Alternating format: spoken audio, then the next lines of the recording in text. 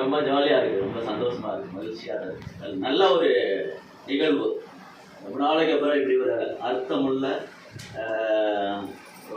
ரொம்ப ஒரு மீனிங்ஃபுல் ப்ரோக்ராமாக பார்க்குறேன் நான். அந்த வகையில் ஒருங்கிணைத்த இவள் தாரகை ஆசிரியர் பரிமளா தேவி அவர்களை பாராட்டுகின்றேன், வாழ்த்துகின்றேன். எல்லாம் ஜோராக ஒரு தடவை கைதட்டி.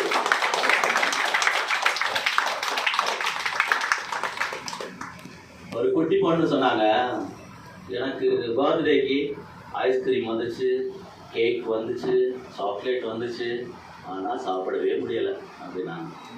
ஏன் என்னாச்சு அப்படிங்கிறாங்க. எல்லாமே வாட்ஸ்அப்பில் வந்துச்சுமா அப்படின்னு. அப்புறம் அப்படி போயிட்டு ஒரு வயசான தாத்தா ஒருத்தர் ஆஸ்பத்திரியில் ஆப்ரேஷன்லேருந்து கடகடன்னு வீட்டுக்கு ஓடி வந்துட்டார்.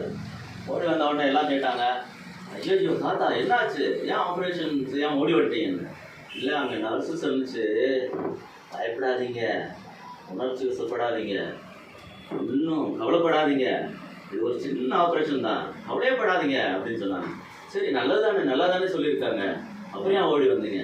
இல்லை அந்த நர்ஸு சொன்னதெல்லாம் டாக்டரை பார்த்து சொன்னாங்க, டாக்டருக்கு தான் பயப்படாதீங்கன்னு சொல்லிட்டு அந்த பயத்தில் நான் ஓடி வந்தேன்.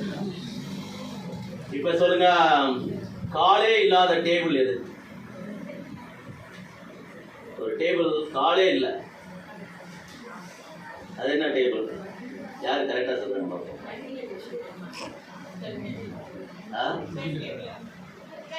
Time table. Very good. எல்லாம் ஜோரா கிளாப் பண்ணுங்க. இப்போ நம்ம எல்லாருக்குமே ஒரு டைம் டேபிள் வச்சிருக்கிறோம்.